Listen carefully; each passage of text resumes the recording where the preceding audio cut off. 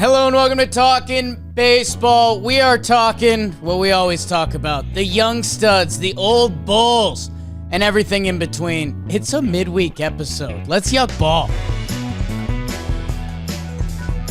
Let's see. Rhett Lauder. Jackie Robinson. Sorry, Rhett. Yeah, sorry, Rhett. Hello and welcome to Talkin Baseball, presented by Fanatics Markets, where fans trade on sports. Fanatics Markets available now on the App Store. I am Jake Storielli. That is Trevor Plouffe. Bobby Srirachi producing. Dalton Feely on the sheet. Welcome to Talkin Baseball. It's April 15th, halfway through, I guess we would say. April. Coach Okay. Trev. Yeah, I don't know. Not the season. About 10% through the season. How you doing out west, Coach? I'm doing well, man. I had a nice little personal grooming day yesterday, so I shaved it up a little bit, clipped the fingernails. I got these new fingernail clippers, man, and I feel like that's one of those things you just don't change that often. Oh. Got new ones. They're so sharp. It's amazing. Other than that, the reason I went Jackie Robinson is I believe today's the day everyone's wearing 42. 42 day. Sure is. Well done. Yeah. It's just So really sorry, tough. Rhett Lauder. Really Next tough for time. Rhett Lauder, who I think next time, kid. I think is one of the young guys who deserves a shout out this episode. Coming at you. Let's start out with that because I haven't looked up Jackie Robinson's numbers in a while. You want to start with okay? I just want to see what we're working with here because sometimes you go to a baseball reference page, you're like, oh my gosh. So to start it off, obviously Hall of Fame MVP. What year was that? Gotta find that. So that was 1949, had a 9.3 WAR, went 342, 432, 528 for the 960, 37 swipes, 124 driven in, only 16 homers. Doing a lot with the doubles, 38 there. Just a lot. Oh my gosh. He had a couple big years, man. 9.3, 9.7, 8.4 WAR. Go Jackie Robinson, go. And those were like, imagine if he was in the league earlier on. He didn't start with the Dodgers until he was 28 years old. Shout out Jackie Robinson. This wasn't part of the script, but here we Not are. at all. A couple white peckerheads, but shout out Jackie. And dude, also Elston Howard was the first African American Yankee player, and they were just like, he just popped up on the broadcast the other night, and it's like, oh, MVP, 4-time World Series champion, 12-time All-Star. Like, okay, yeah, some love. Babe Ruth didn't play against. Anyways, Yeah. glad we got ahead of that. So now we're good. And that's a good shout out, Trev. As I said at the start, we're gonna bop around a real midweek episode. Get a little grindy, get in the weeds. Some of the old dogs who are killing it this season, seeing if there's anything that jumps out to us.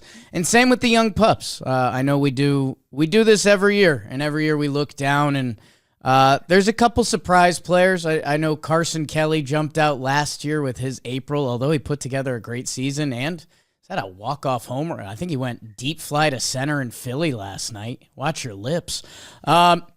It's always a fun part of the baseball season that there are a lot of players that sometimes you put together 2 good weeks. I guess the other spin zone would be sometimes you put together 2 bad weeks, and then you can erase that. It's a long baseball season that we want to go and highlight some of the old dogs and some of the young bloods. I do think we don't normally start clickbait talking baseball, but Judgy and Trout put on a show the other night. Do we want to do a little of that off the rip? Because man, I'll tell you what, I was watching that game live. Obviously, I watch all the Yankees games. And, okay, it's kind of a crazy game a little bit. Yanks go up 4 runs. Angels answer back. Yankees fans already a little hot on the team. L5 coming into that game for the New York Yankees. They end up coughing. Judge saves their ass. 2 home runs. Trout saves their ass. 2 home runs. Halos go up by 2 going into the final inning. Yanks knock around Jordan Romano. That'll be when I'm an old guy, I remember watching Trout and Judge play when I was a younger man. And there'll be Trent Grisham had 2 homers off the bench in that game. And they'll be like, please stop talking. You died 100 years ago. You're AI now. I guess the next day, because we were also talking to Aaron Boone on Talkin Yanks Flex, man, Judge and Trout 2-homer game in the big city. It felt special, and we've been dreaming of the Trout big year for a little while now.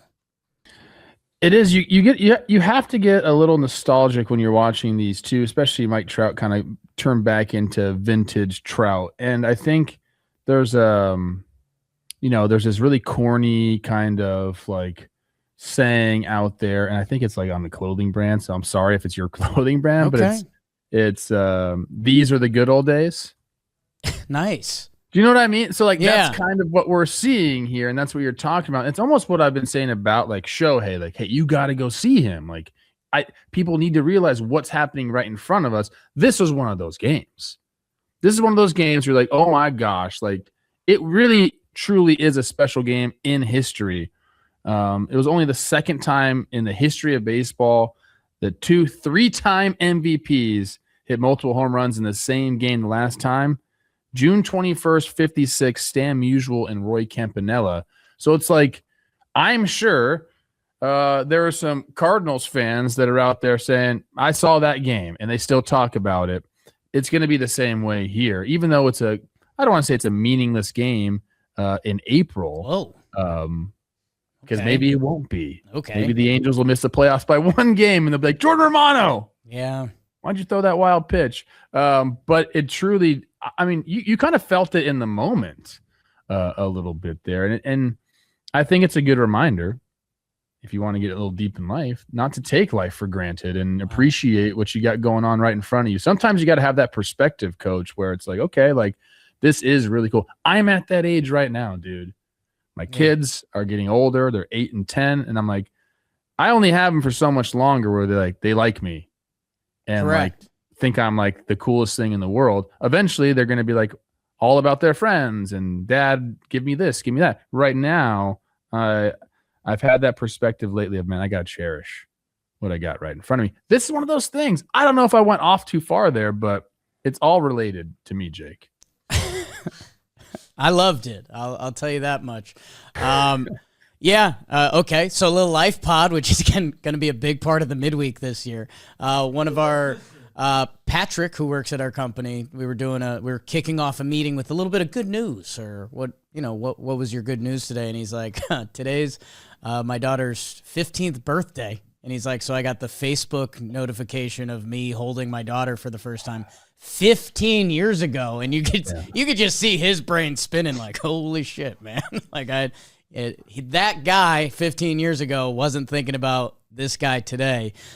So a little life there. And I think normally the go-to line is, you don't realize you're in the glory days until you're out of them. I screwed that up. Yeah, that's the same line that I just gave, basically. No, because your line is the advanced version of that. Or you don't realize you're in the glory days. That's the new line, pal. Okay. And I like that, and I want to start using that because there'll be a day a couple years from now. We haven't seen a lot of, as we've been doing Talking Baseball, because it's been a 7-year run now, something like that. I know, right? Think about that. Think about you and me, pal. We haven't seen a lot of players like full careers. Hell, we missed a lot of Mike Trout being Mike Trout. Like that's kind of the stats that we have on the page here. That like Trout from 2011 to 2020, and we have his rookie year stats on this page somewhere. I want to say it's just a casual 10.5 B-WAR season. Like what would we have been? We would have been losing our minds if in 2012 we were doing Talking Baseball and talking about 10.5 WAR, 326, 564 slug, Mike Trout playing center field defense. We would have been literally going insane.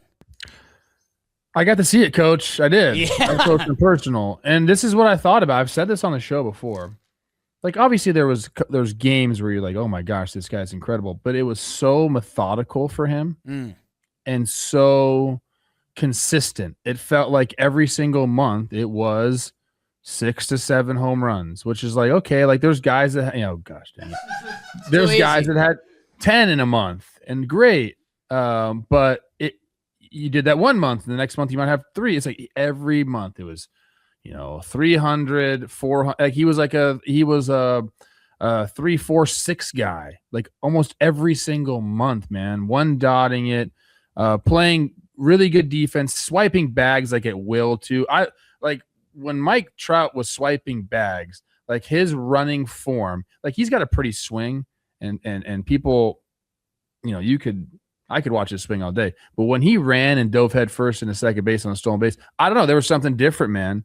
Like he ran like a running back, like low and like he's so compact, but big at the same time. It was very interesting to watch him play because you felt like you were seeing something special, but at the same time, and I'll just be honest here, I got more of like a charge watching like a Miguel Cabrera play. Like there was other guys where I was like, oh my gosh, that guy's like crazy good. And then it was like Mike Trout, like at the end of the year, you looked at the stats, you're like, what the hell just happened?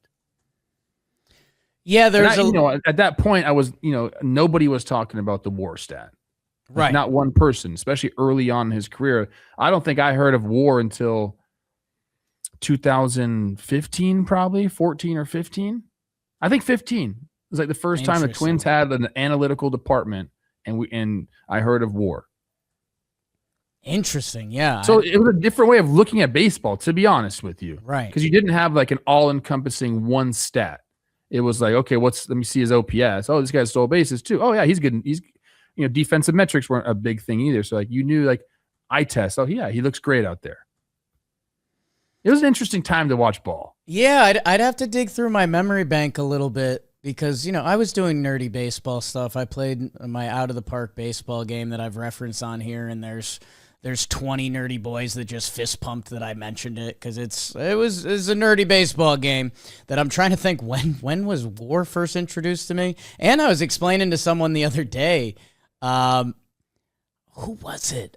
It's someone who, like not a baseball fan at all, and what'd they say? Maybe it was we filled ball and play over the weekend, and they mentioned that they were like, wait, a pitcher gets a win and a loss? And it's one that is a little ridiculous. Like it made so much sense back in the day. Now the way we use bullpens and stuff, the fact that you could come in, throw 3 pearls, one of them gets rocked, you lost the game, Peter Moylan.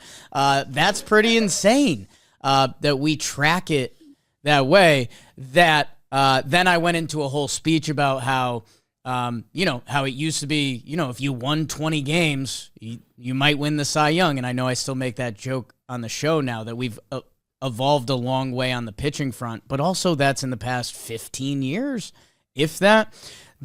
I could hear old coaches in my head right now. He just knows how to win games. Right? Yeah. He just knows how to win. I'm like, what? He didn't do anything. The guy gave up 4 runs today. We bailed his ass out offensively. Right? It's an old like Andy Pettit. The Yanks went up 6-0. And so Andy, he didn't care. He just threw heaters and they won 6-5. And you're like, okay. Well, I pitched differently when we had the lead, thing. Okay? We got Jimmy O'Brien here tossing hats. Hey.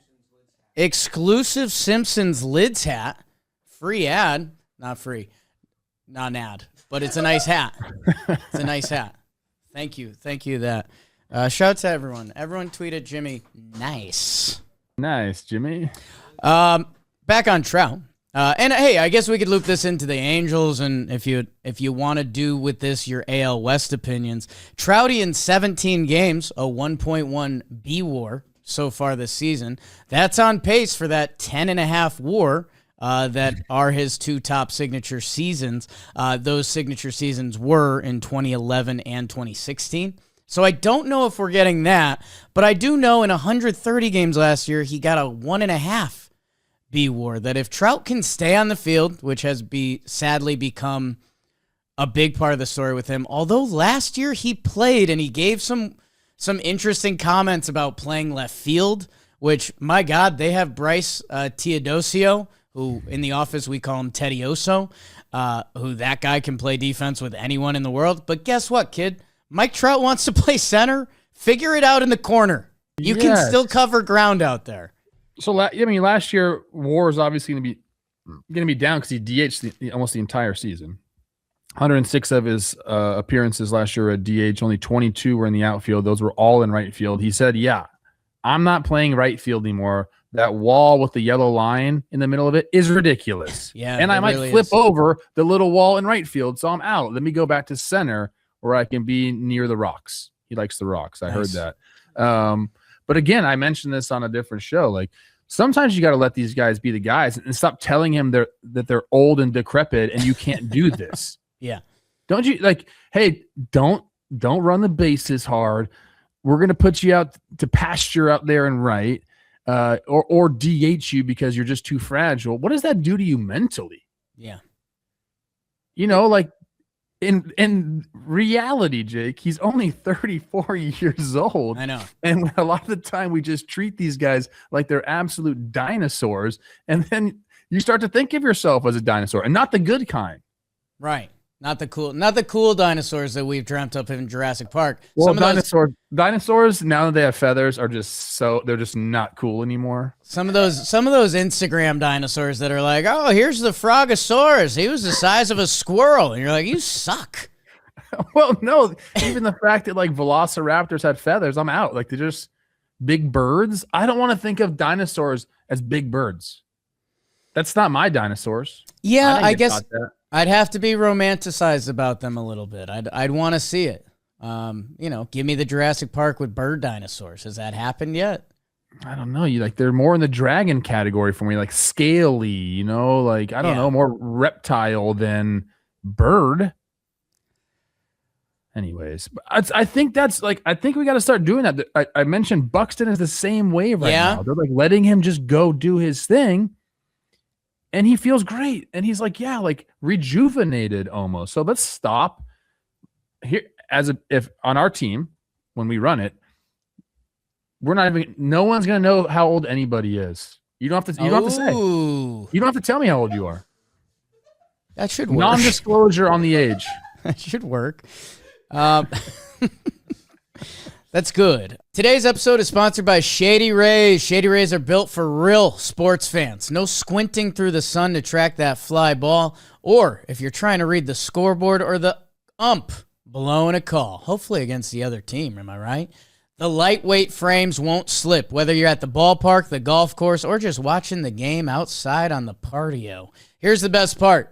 Shady Rays lost and broken protection. If you lose or break them, even right after you get them, Shady Rays replaces them. No drama, no stress, no replacement guilt. Just a new pair headed your way. From the first pitch to the final out, don't let the sun mess with your game. And we've teamed up with Shady Rays to bring you an exclusive offer. Head to ShadyRays.com. Use code TALKIN40. 40% off 2 or more polarized sunglasses. Try them for yourself. Get them for you and a friend. How do you like that? Shady Rays, code TALKIN40. I think everything is just a conversation. It's so, you talk about Warren when these have become stats and now how we track baseball so much differently. There's still conversations that need to happen. And with Mike Trout, him being like, yo, I need to be in center field, or the DH thing ain't working for me right now. That I think there does become a line if you're hurting the team potentially.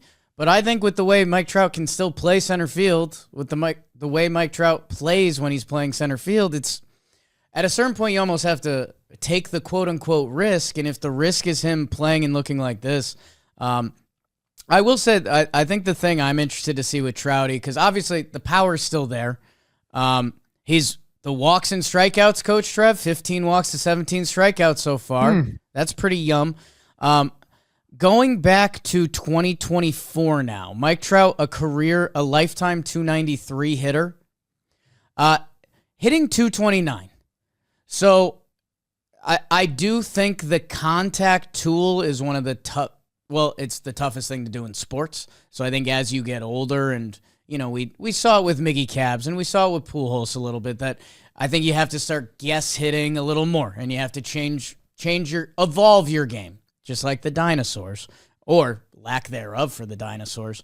I guess that's one of the things I'm interested to see with Trouty this year, because I think he could have a great season, because we see a lot of the veteran guys that the on-base percentage tends to stay. Like, you've seen every trick in the book.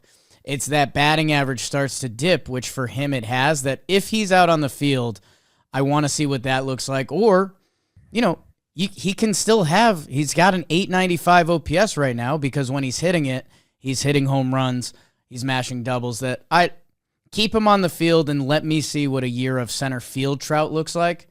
Because last year, those 130 games, but like you said, DHing, it's just a different animal. Yeah, I'll push back on the batting average a little bit there. 2025, not great for him. But again, that's like an anomaly year where he was DHing. I don't think he liked it. I don't think he found the routine there. I don't think he knew what to do. If even this year he's hitting 220 as far as his batting average is concerned, but his expected batting average is 285. Okay. And he really has been 2023, he hit 260, but expected batting average a little bit higher than that as well. Then before that, he's been a 300 hitter. I think it's still there. I think we're going to look back at 2025, and eventually we'll talk about Mike Trout slowing down a lot. I think he's still got some years in him. I think we'll look back at 2025 and be like, why the hell did they have him DH? What was going on there? And I know he was battling some stuff, but if you can put him out there and that makes him happy, which we're figuring out right now, if that's the case, I say leave him out there as long as he wants. How about that? What would Ron Gardenhire say about expected batting average? Well, depends what era of Ron Gardenhire. Young, fresh off the third base coach, Ron Gardenhire would say, I'll expect it when I expect it, or something like that. He'd have some sort of. That's good. He'd be like, "These are the glory days."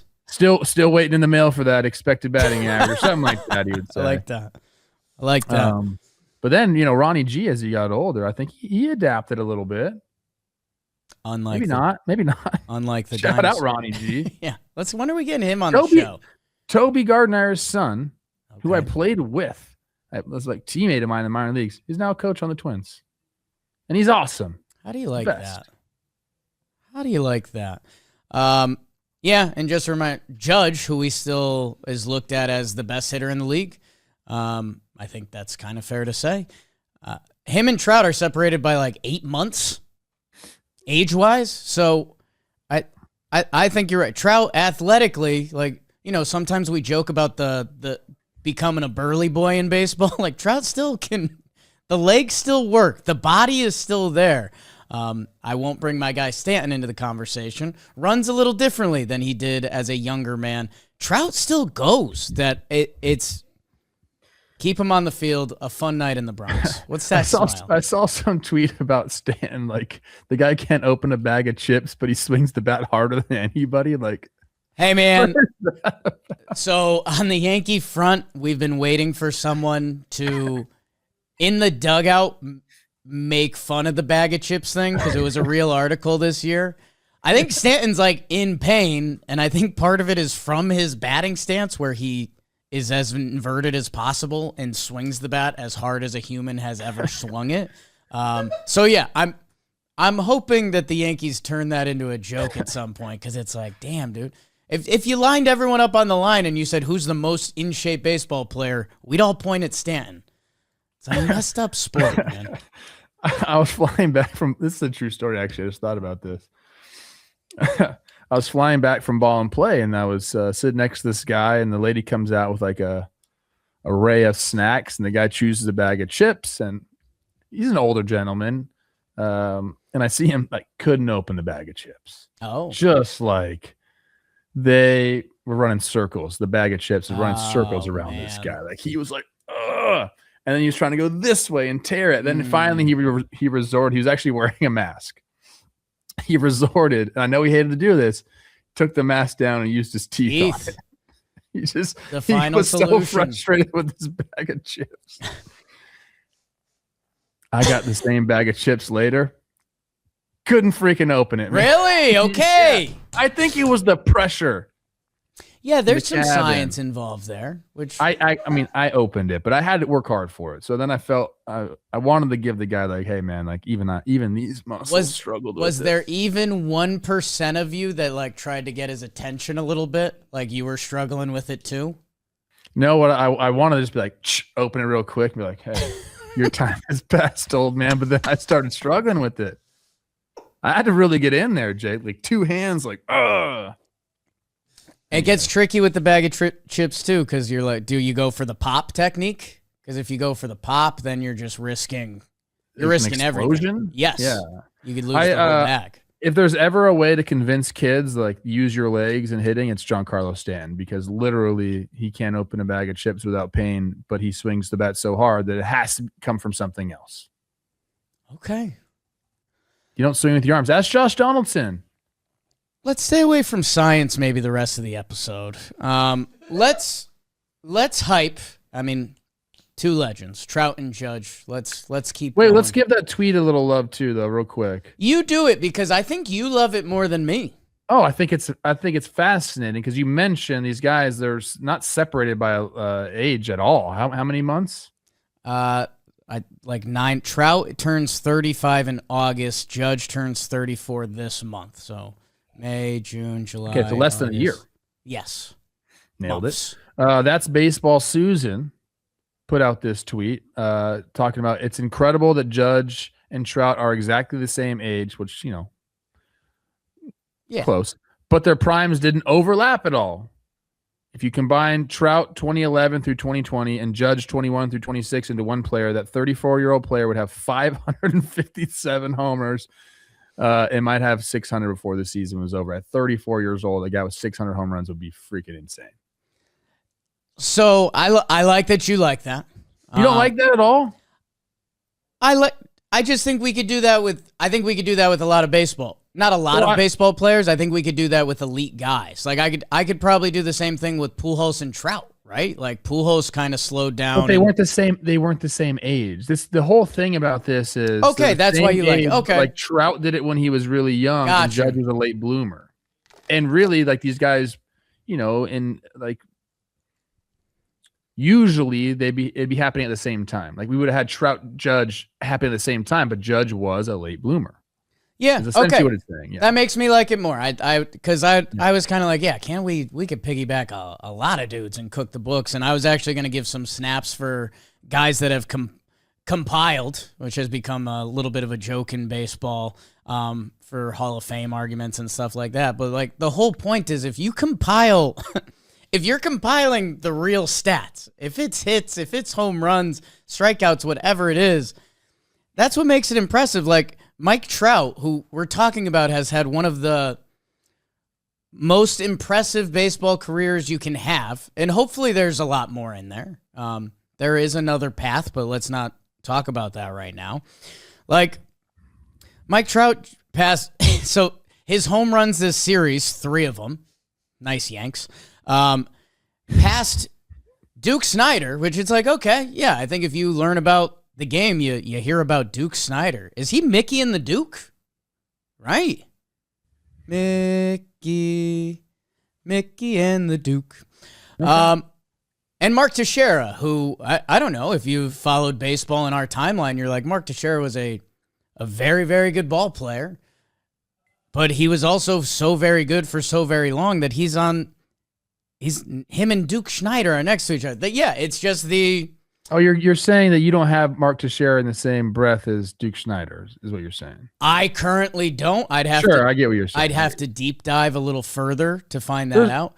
There's always that grace period before you become like an oldie, quote unquote legend. Like there's that like in between where you just finished playing. You're kind of, it's like when a car isn't vintage yet. Gotcha. And it takes a little bit of time for it to be considered vintage, just old. Okay. You know what I'm talking about. I know what you're talking about. Yes. I don't like know. Now, like the 90s Mercedes are like cool. People like drive, like purposely drive 1990s Mercedes around because they're vintage, but in 2000 you'd have been like, oh, that's just an old Mercedes. Yes, as Rob got some Duke Schneider highlights that look like they were drawn on a napkin.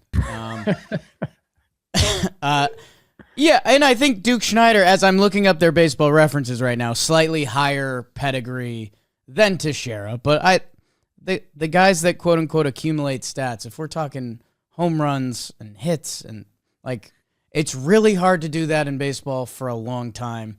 And I guess the Trout Judge factoid there, which, you know, by the way, comma, Judge was pretty good from 2017 to 2020, as was Trout. But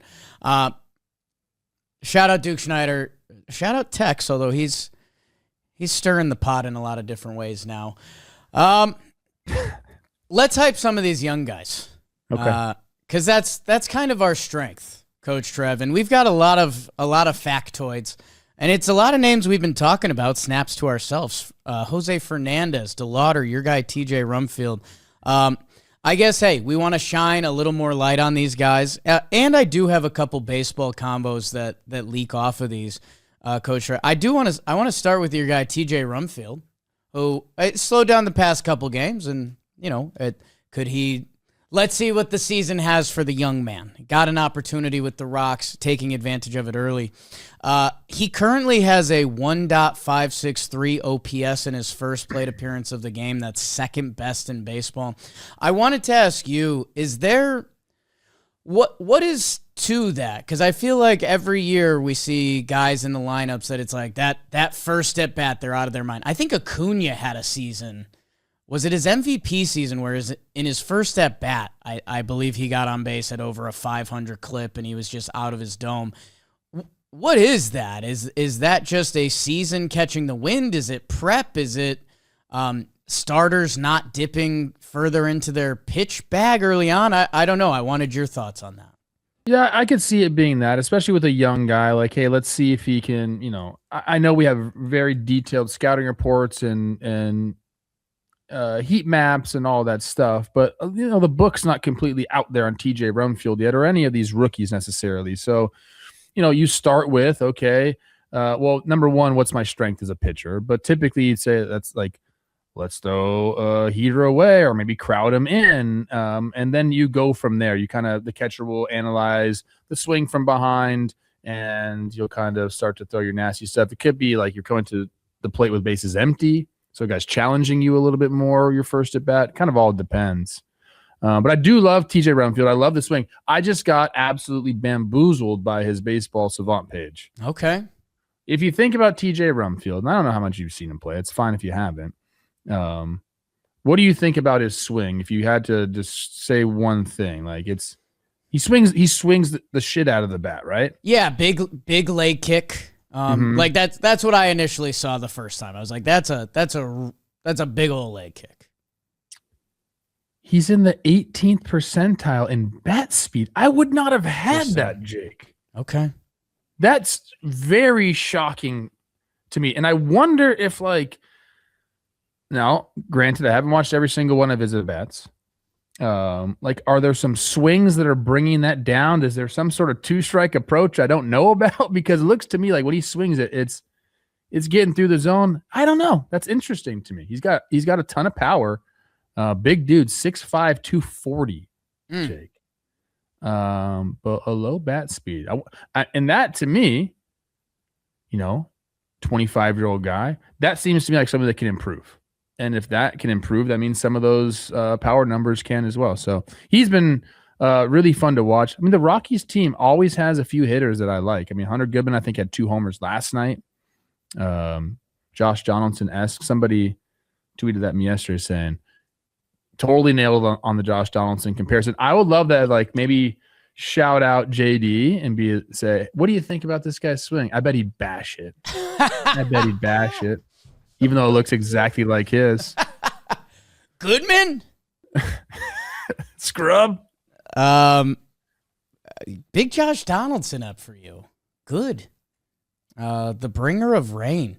I hope it continues for Rumfield. We need to get the Rockies as we're doing this, you know, bring the Rockies back, which, hey, supposedly, I know we're close to the situation because our Kelsey Wingert, who does awards, she's the reporter for the Rockies on the broadcast, that she says it genuinely feels totally different. Like, they cleaned house in Colorado last year, and I know we covered it a little bit, and it's Paul DePodesta, and we're like, yeah, snaps. All right, Rockies, good job.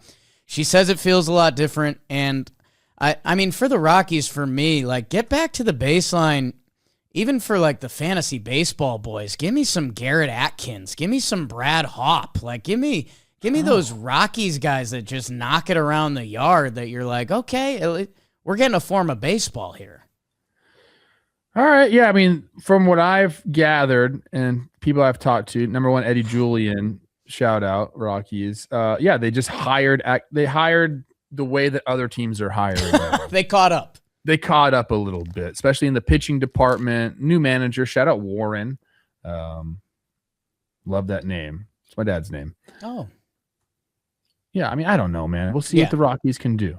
Yeah. Go TJ Rumfield. Love your swing. Swing the bat harder. Kelsey, if you're listening, why is he swinging the bat so slow? Slugging .867 on pitches 95 miles per hour plus this year, which is the best in baseball, which you wouldn't expect that from a slow swing. He's getting ready really early. But slow swings are kind of contact swings, so big leg kick, slow bat is not what you want. Doesn't feel like the recipe. But it's working. Something wrong. Are we getting something wrong here? I can't believe the guys that have leg kicks like his looks like a left-handed relief pitcher. Like, the way he loads up, I don't know how you hit a baseball. Yeah, I don't mind like a hover, but I had also a leg kick, and like it was a fast one, and like I suffered, my timing suffered because of it, and I was so stupid, but it's the way I hit. I would never teach a leg kick now. I would teach a hover, but leg kick no. I like the hover. The hover good. I feel it gives you enough momentum, but you can adjust to fastball and breaking ball a little bit. I suck. Yeah, it's more to me about keeping your head still. Okay. You can do whatever you want, man. There's a lot of things that like you can teach biomechanically about hitting. Oh, you need to get here. Your barrel needs to do this. You want to talk about high level pattern with our guy, teacher, man, and judge. Snap the bat. Great. Yes. All that's great. Do whatever you want, dude. Have a toe tap. Go no stride. I don't give a shit. If your head is moving up and down, you're not going to hit. You can't see the ball. So number one thing that everyone should do, if you're a parent out there and your kid is learning to hit, tell them to keep their head still so they can see the ball. Minimal movement. Boom. There you go. Today's episode is sponsored by Best Western. Life's a trip, so why not make the most of it with over 4,000 hotels worldwide? Best Western is there for every detour, destination, and unexpected turn along the way. A great stay isn't just about where you're sleeping. It's about where the journey takes you next. And, hey, when you stay 3 nights at Best Western, you'll receive a $50 gift card to use on your next stay. Best Western gets it, people. Traveling is not one size fits all. So whether you're looking for an adventure time, unwind time, making memory time with friends and family, Best Western helps you achieve your travel goals. So if you're solo, if you're with the squad, if you're with everyone, Best Western has you covered. Pack your bag, queue up the playlist, and book more of what matters most. Life's a trip. Make the most of it at bestwestern.com. Trev, these are 2 guys we highlighted in the stats we just have on them, our OPS, but Chase DeLauder and Sal Stewart have been just 2 of the best hitters in baseball. I know we're not going to give ourselves actual snaps, but Stewart's been amazing. He hit a beautiful opposite field home run last night that in that ballpark, it's like, dude, if you can hit the ball in that ballpark, you'll get what you're looking for. And we obviously, DeLauder with his opening weekend and following up on it, just 2 of the best rookies this year. We've had a lot of these guys we were talking about before the show, like guys that, and I don't know if it's the MLB hype train kind of talking rookies up more and more as we, I don't know, progress in baseball. That's not what I'm trying to say. Yeah. But it feels like we had a lot of rookies that were counted on to be super impactful this season, fresh out the gates. And I know Sal was up there for a little bit last year. but he looks the part, and Kevin McGonigle looks the part, and Well, Chase DeLauder was up in the playoffs for the postseason. Yeah. For the postseason. And he's zooed a fly ball right away. Yeah. Which is crazy. But we're putting a lot of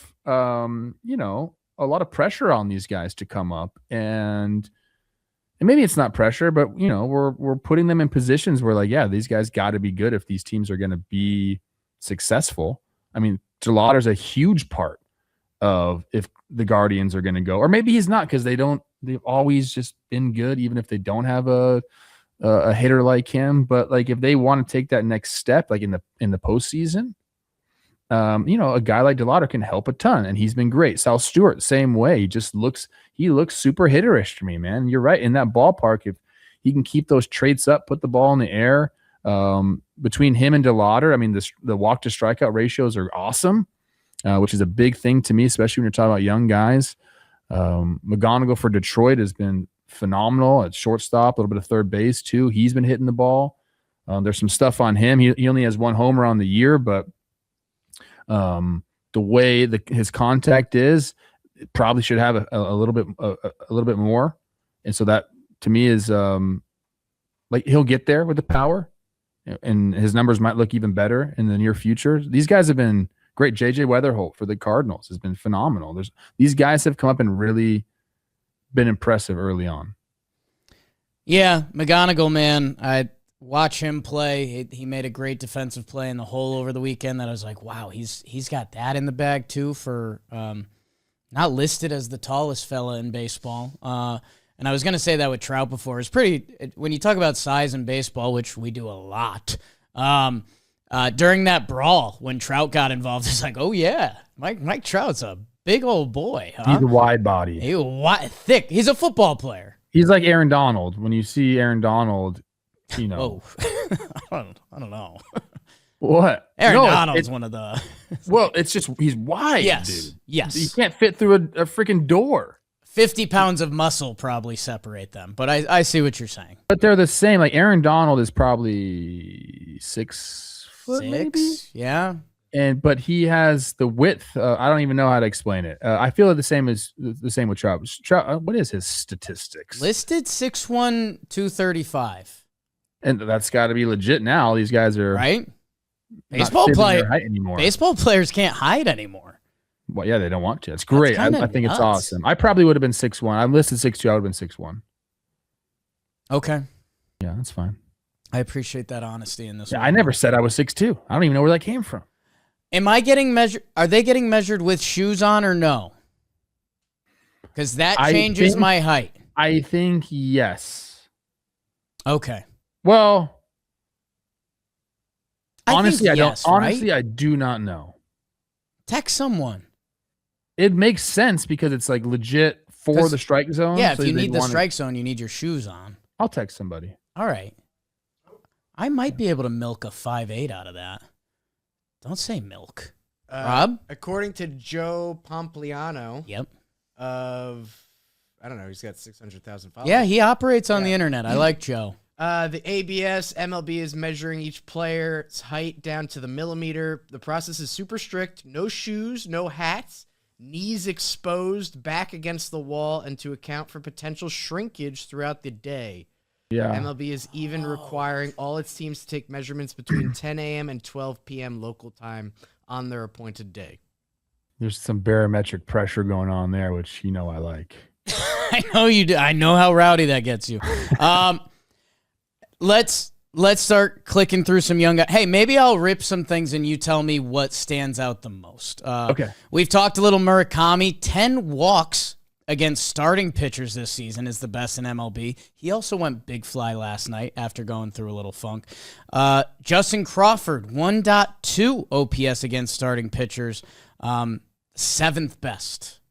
We talked about that a little bit. This Jose Fernandez dude on the Snakes. Yes. Keeps hitting clutch RBI hits. He looks the part, man. I don't know what that means, but when you watch him, he gives me a little bit of, and I don't know if this is scary. He reminds me of when Vientos got going a little bit. That bat feels like it's in the zone for a long time. It's a pretty swing. It's a pretty right-handed swing. Dalton did not like that comparison. He does like that he's hitting 636 with runners in scoring position, though, so far this year as he's gotten called up. Ask Dalton, because the games that I've watched of the Snakes, by the way, this Snakes Orioles series, awesome. He's hitting like third or fourth right now. Has that been all season, or did they just move him in there? Dalton? They've kind of been fluctuating the lineup a little bit. They get guys in and out consistently. So they've been moving him around the order. It's been basically Marte, Carroll, Perdomo, top three. And then after the top three, they kind of fluctuate. The lineup that I just saw the other day was Vargas leading off. Well, yeah. So Marte was dealing with the lower back issue, okay. so they gave him the day off. So Vargas, the hottest hitter in baseball, arguably, was the batting GOAT right and now. he hits a big homer. Helps the Snakes win. But Fernandez has been awesome. Like I don't. Jake said it best. The eye test is like I don't know how to actually explain it, but like he just comes through when the Snakes need him most. There's a little dog in him. Yeah, little dog. Give me. Oh, here, let's watch. Bill tomorrow just sneaks this one out of the stadium, but it's a big old stadium. Another step, and I think Taylor Ward chasing your record catch that one, but that ain't his business. No. Nice swing right there. Stay through it, big fella. Why not? Extension. Why not? That's a tough one. Give me some Murakami thoughts, because this is really, his line is so interesting right now. Yeah. You've seen him hit homers, got off to a really nice start. Obviously has struggled a little bit. 167 batting average. He's whiffing. Whiff percentage at 39.4%. That's the third percentile. He's striking out a lot. He's got 22 strikeouts. 15 walks. So his OBP is actually 343, and he's slugging 444 for the 787. If you took batting average off the page, you'd be like a heck of a start. You can't do that. But you know can't, how it is, because I've been one of the biggest advocates of this, that batting average still matters. That I think in a big moment, if I'm a relief pitcher and I see Murakami up, I think that batting average stat matters a lot more. So it's still very early. Here's what I'd say. If you're checking Murakami boxes throughout this season to being like, who is this guy?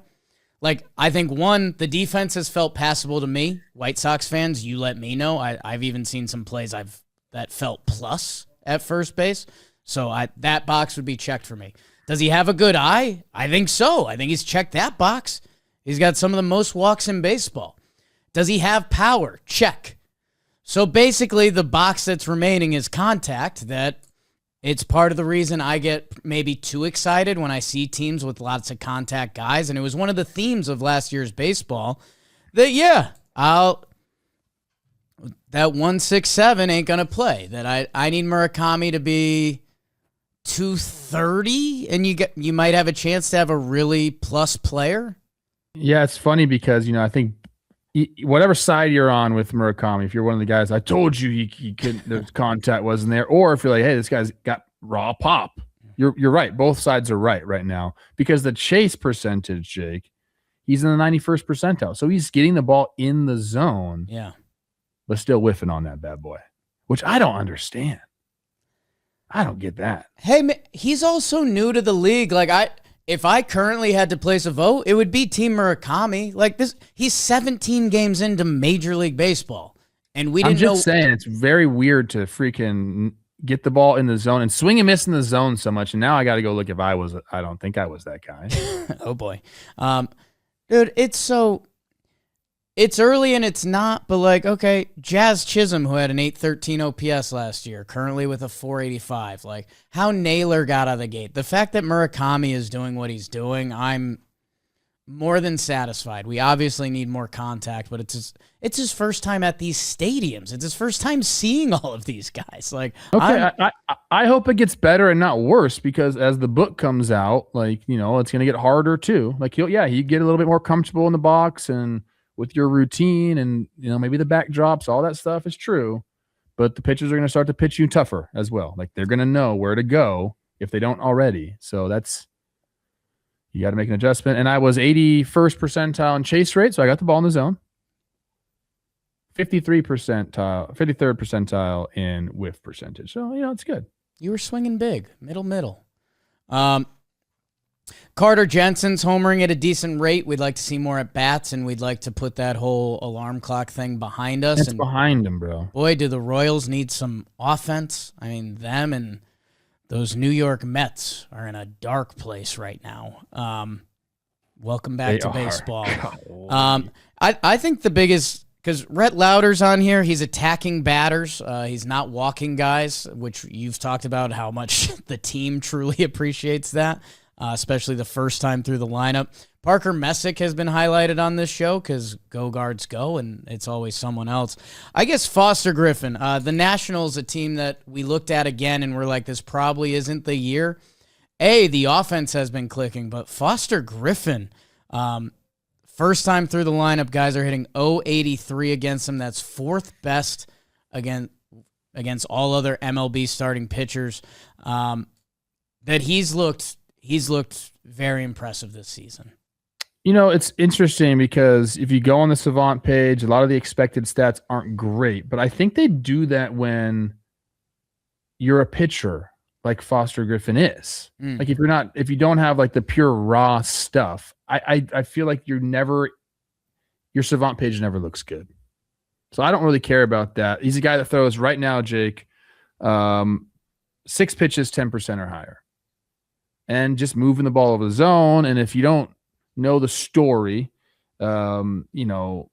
he's pitched in the big leagues before, very briefly, like cup of coffee, 3 different years, a little bit with the Royals, and then goes over to Japan. And we've seen this story now quite a bit, refines his tools, and then comes back to Major League Baseball, gets a 1 year, I believe, $5.5 million deal from the Nats, and is moving the ball around and keeping hitters off balance, and just he's becoming like a traditional left-handed pitcher, man. I like that. It's the year of the lefties, coach. Have you seen this guy that's making his debut for the White Sox, Noah Schultz? He's almost 7 feet tall. I did, but he slangs it. I was very interested to see with his arm motion. Oh my God, that's nightmare. That's nightmare. What, you don't like Foster Griffin? What he's throwing at you? That angle right there. Don't like that. A little Scott Diamond-esque. Easy, pal. Hey, Scott Diamond had a nice little run. Nice run there. That's filthy, dude. Hey, his breaking balls, his curveball and changeup has yet to give a hit up on. So that helps.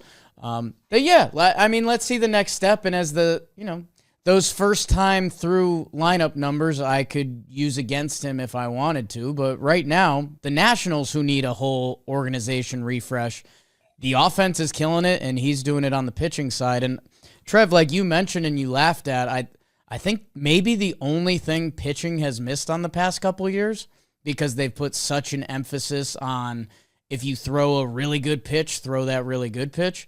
But as you've noted, we can learn pitches kind of easily. And if you can make hitters think about something, that just adds to your game, that I think you're going to see a lot more guys with like 10% pitches. Even if they throw it out of the zone, like if the hitter has to think about that, that's one more thing. It's what these guys want, is to be able to have someone they can throw in every single quadrant of the strike zone, because then it makes it really difficult to cover. Like you really got to, I mean, people say you got to pick a side. I don't necessarily believe that. I think it's more about like picking pitches, like really trying to eliminate pitches. Right. And when a guy's got 6 and can throw 3 for a strike, then that becomes difficult. It's like you want to pare it down as much as possible. I always thought guys that threw that many pitches, it was very tough to game plan against. Like, give me the guy that's got 2+ pitches, but it's like one or the other.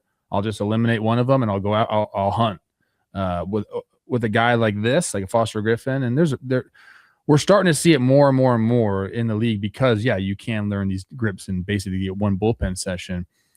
And it's much more difficult as a hitter, having to go up there worrying about all those different pitches, all those different quadrants of the zone. So I'm in on Foster Griffin. I have kind of maybe a dumb hitting question, maybe not. Because you mentioned like two-pitch reliever, what you just said makes sense. Like, hey, he's either righty reliever, he bangs that slider 50% to righties. I'm going to hope he hangs one or catch one the right way, and that's going to be my approach this at bat. Did you ever, was it always the pitch, or was it, okay, like we just talked about with Foster Griffin, he throws a lot of junk. Would you then be like, hey, I'm just going to look for something away, you know, nothing's going to be above 92 miles per hour. I'm just going to look over there. Like, would that methodology work for you or no? So for him, it's like if you have a guy that can throw a lot of different pitches, and I would say nothing can beat me. Like, I'm not going to get beat by any of these pitches. And now I'm waiting for a mistake. And then you're looking, just give me middle of the plate, and I'll do my damage. With the guy that can beat you with his fastball, or he has just an absolutely devastating slider, like that's a little bit different of an at bat. But for a guy like this, that's what I would say. It's like, all right, I'm not going to get beat by the fastball. So I have a little bit more time to digest the pitch, out of the hand. And then it becomes location based. Like, I just want something, depending on the situation, out over the plate, but middle generally. And I'll do damage on a mistake, essentially. I like it. Yeah. Thank you. You know that feeling when you're exhausted, you're hungry, and you know there's something healthy you could make, but you just don't have the energy to do it? It's always been a problem. Eating healthy isn't really a willpower thing. It's a setup thing. And Factor completely solves that. They're sending fully prepared meals right to your door, designed by dietitians and crafted by chefs, so you can actually stay on track without the grocery runs or cooking. They've got options for pretty much any goal, whether that's more protein, overall nutrition, or just eating a little cleaner. Everything's made real ingredients. Proteins, veggies, healthy fats. Healthy, never frozen. Plus, over 100 rotating weekly meals, so you're not getting bored, along with the extras like ready-to-eat salads and snacks. Best part, it's ready in 2 minutes, people. So if that's how you're living, head to factormeals.com/talkin50off and use code talkin50off to get 50% off and free daily greens per box with new subscription while supplies last until 9/27/26. See website for details. Trev, let's give some love to a couple of the old dogs, because as much as let's see where these young guys are at, and the truth of the story is that we're going to look up, and a couple of these young guys, the game will fight back. It does for everyone. And these old dogs would be the ones to tell you, although not a lot of these guys have had the game fight back a ton. Jose Altuve, batting .412 to lead off the inning. Man, he was a fun one when we looked back at the season stats and we're like, wait, what did Altuve do over the whole season? And hey, we talked about this with Trout, like position and mentality matters. Imagine the Astros telling it. What was his quote that he threw away? Didn't he give his second base glove to a fan or something? And he's like, I'm done with this because the team has told me I can no longer do my job. That had to be a little weird. Yeah. Keep him at second base. I watched the Astros got a little bit of the Rockies medicine last night. Nice little comeback victory for them. Jordan, big hit. Altuve obviously on. He still looks really good at the plate to me. I don't watch every single Astros game inning by inning to see kind of like what he looks like defensively. But I think if you're getting what he's doing production-wise at the plate, let him play where the hell he wants to play in the field. Yeah. Especially because it wasn't good in left field anyway. No. Dude. Do you remember it? It looked like a confused puppy dog. But he's looking good at the plate this year for sure. I think this one's easy, and we've kind of been saying it, but Jacob deGrom is back. I feel like we haven't really hammered that one because I think last year, the Texas Rangers, their whole pitching staff was amazing. Nathan Eovaldi's on this list too. Like the old birds in Texas are getting it done. We looked for offense all last year from that team. They never got it. They've been getting enough early on this season. For the recipe's pretty easy here. DeGrom, still fastball sitting at 97 now, which we did ask him for a few years. Like, hey, maybe you don't need to rip 101 every pitch. I don't know how conscious that is or if Father Time's involved. His numbers against lefties are gross, and I think it's as simple as he throws four-seamer, slider, changeup to lefties, and I think that third pitch in the mix, it's made him more effective versus lefties than righties this year. He's just one of those guys where it's such an effortless delivery that the ball just jumps at you. Then he's got plus stuff. I watched this game against the Dodgers. I think Ohtani it was a first pitch homer, just an absolute bomb, and then he settled down and just started carving these guys up. It's so fun to watch him pitch. I also saw a clip where you didn't know who Jacob Junis was. I'm pretty disappointed in you, bro. We film a lot of content here, and the camera just gets thrown up in your face, and I'm like, all right, like, okay, 10% of people can recognize this ball player right now. I don't have a straight-on look at him, and also we're making content. I try to have fun with it, that he kind of was looking like Lance Lynn's cousin or some shit. The beard and the long hair, I get that. My apologies. I think he used to be more of like an F-boy kind of haircut. I still picture him on the Royals, which I realize I need to evolve from. You need to evolve from that a little bit. These guys, they play on different teams. I'm sorry to the Junises. Bullpens can be tough. The olds of the Texas pitching staff, man. It's pretty fun to watch. Although Chris Martin has not got off to a good start this year. He's 40 years old out there in that bullpen, man. I want to take us... Hey, actually, no, I won't take us off the path yet. Let's give some more old some love. Matthew Boyd is striking everyone out. 46% strikeout rate. So is Gossman, 41%. A couple of the old dogs. Gossman, every time you bring up his stats since 2020, he's on every list, and he probably needs to be appreciated a little more. Seth Lugo, just shutting it down the first time through the lineup. That's got to feel pretty good. Royals, like, let's start getting some more points on the board. A lot of Royals fans talk about move Bobby Witt to the leadoff spot, figure it out. We got to get some guys in the middle that are doing it. Lane Thomas hitting behind him, not going to cut it. We'll see. We'll see if they end up making some lineup adjustments. I think the answer is pretty obvious here, but I want to get your feedback on it. 39, 37, 36, another 39. Those are ages of guys in the Texas Rangers clubhouse. It's McCutchen, Martin, Evaldi, DeGrom. How much does that change the energy, man? It's a lot. Right? It's a lot. It slows it down, I'll tell you that much. These guys are very methodical in their work. It's a different vibe for sure. They also have some young guys, in the rotation, some young guys. Evan Carter, how old is he? 22. But those guys are just, they're shutting up and listening, especially those guys we're talking about. These are some old school dudes. And McCutchen's fun, but he's old school. Like, he looked at Denzel Clark last night. I think Denzel robbed. I think it was going to be a homer. Robbed him. I think so. And he was disgusted. Yeah, he was disgusted. How could you do that to me, young man? Yeah. Don't you ever do that again. You let that homer go. That is, it's an interesting thought exercise to picture traveling with these guys every day, being on the bus with these guys every day, and the tenor changes when you got those guys are the guys.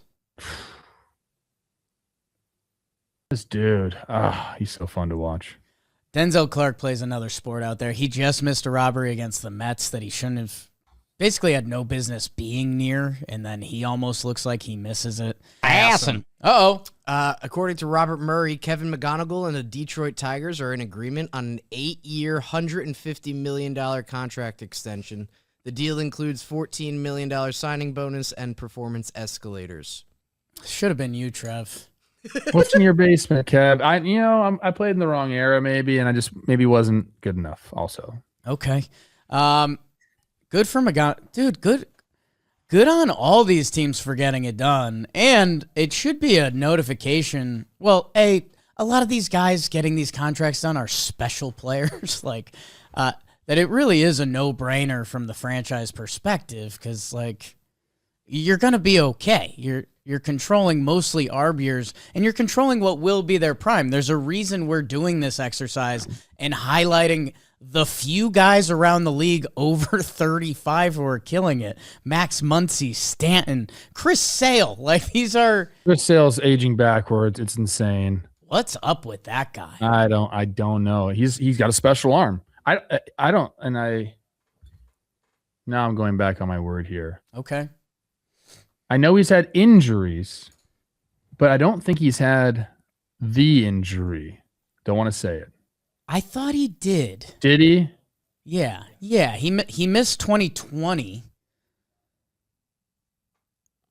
and then look that up, Dalt, because I think he did. Yes, and then 2022 he only had 2 starts. Yeah, I know he's been injured, but he had the injury. Yeah, he had Tommy John, successful Tommy John, March 19th, 2020. Okay, that was a dark time for my baseball life.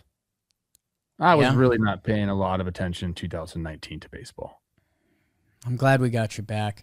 I'll say this. Again, I know I've been wishing this for a long time with pitchers.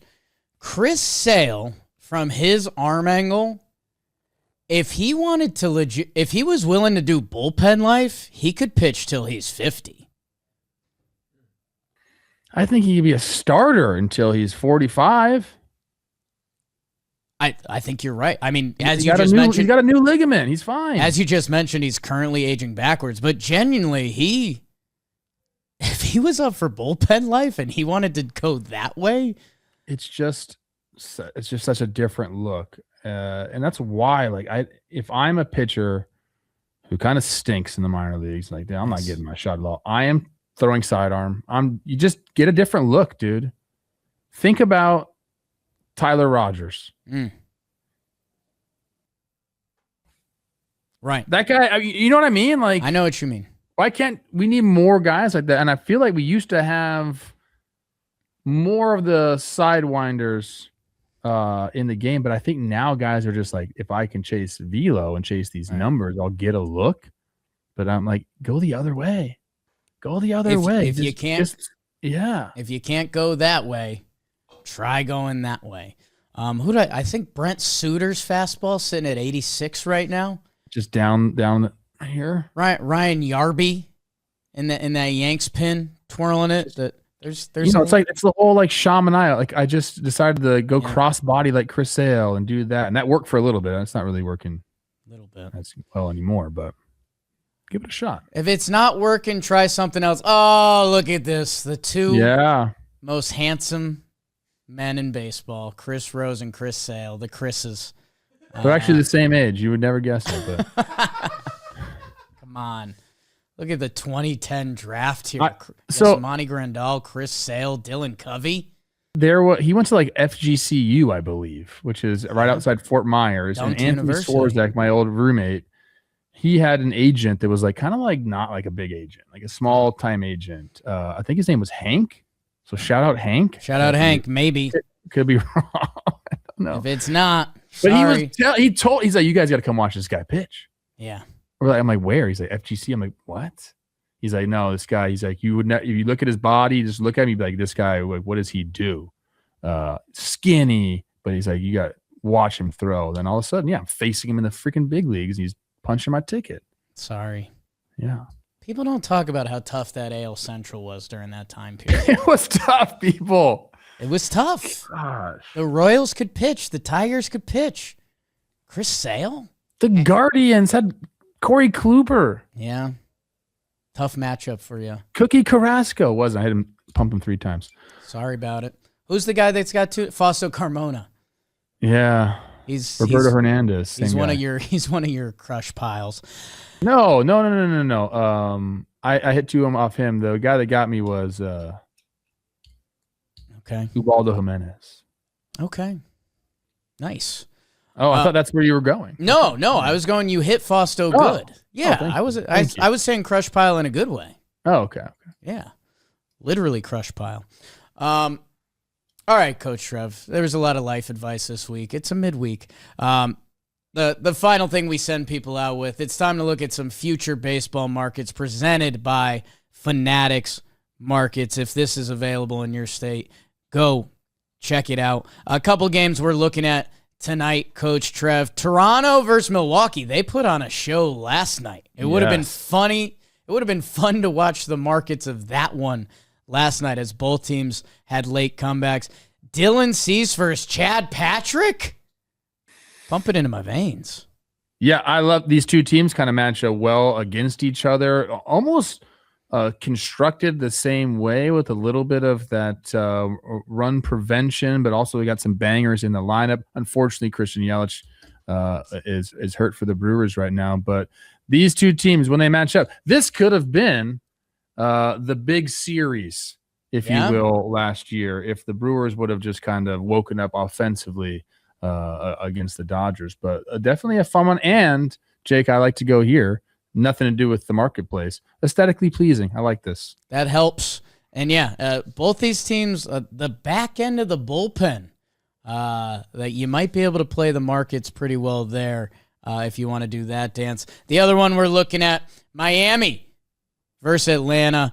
The Sheriff, Chris Paddock, doing it against Bryce Elder, who 16.1 inning scoreless streak to start the season. How do you can't predict baseball, can you, Coach? Kind of two teams that have been, I'd say, surprising to start the year out. The Braves and what they've been able to do with their pitching staff. Obviously, they dealt with some injuries, but that's been their strong suit. Starting pitcher Bryce Elder's been a big part of that, and they also had a great game last night. Dom Smith with a massive hit. Yeah. They got some magic going on down in Atlanta, but the Fish they're pesky. They're running. They're putting the ball in play. They can throw it a little bit too. I don't know about Chris Paddock, but they got some other guys on that team. This will be a fun one tonight.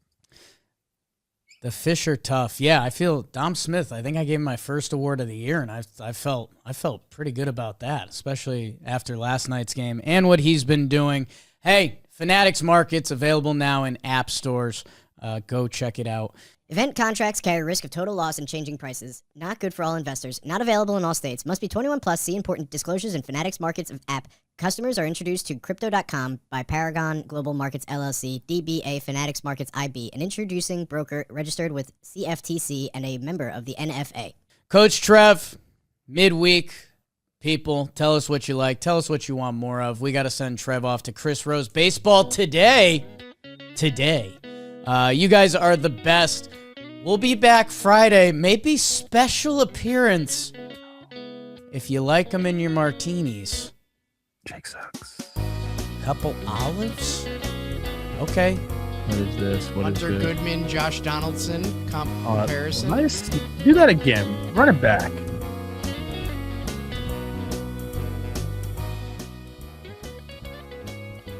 It's two pretty swings right there. That follow through. Yeah. That follow through. Some power. Hunter Goodman is a top blank catcher.